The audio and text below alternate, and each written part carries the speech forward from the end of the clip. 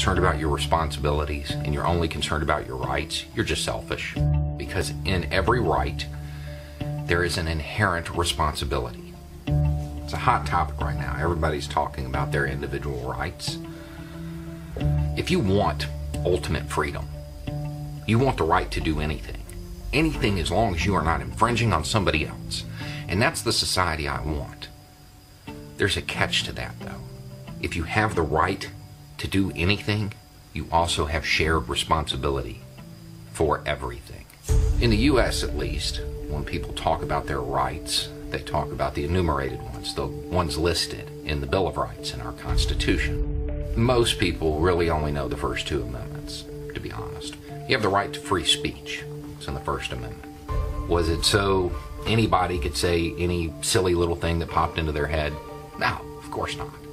It was there so society could advance.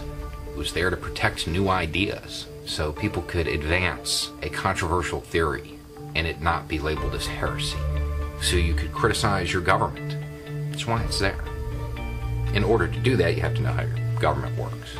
Inherent in the right to free speech is the responsibility to become educated. So what you say actually has value. You have the right to an assembly, to peaceably assemble. You have the responsibility not to block off a hospital when you do it.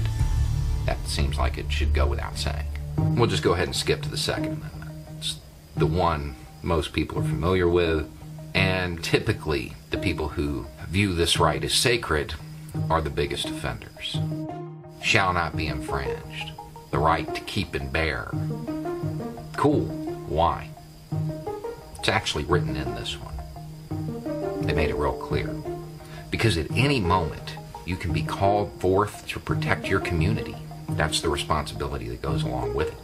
We got a whole bunch of people out there talking about how they're ready. They are ready to defend the country and individual liberty. I'm supposed to trust you in a firefight.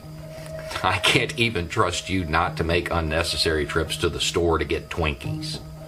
You will pardon me if I don't sleep soundly with you on watch. You're going to make the ultimate sacrifice for truth, justice, the American way, mom and apple pie and all that stuff. But you can't make the sacrifice of staying home and watching Netflix to protect your community. These same people all of a sudden, well, we have to get the economy back on track because of those poor people. Those poor people.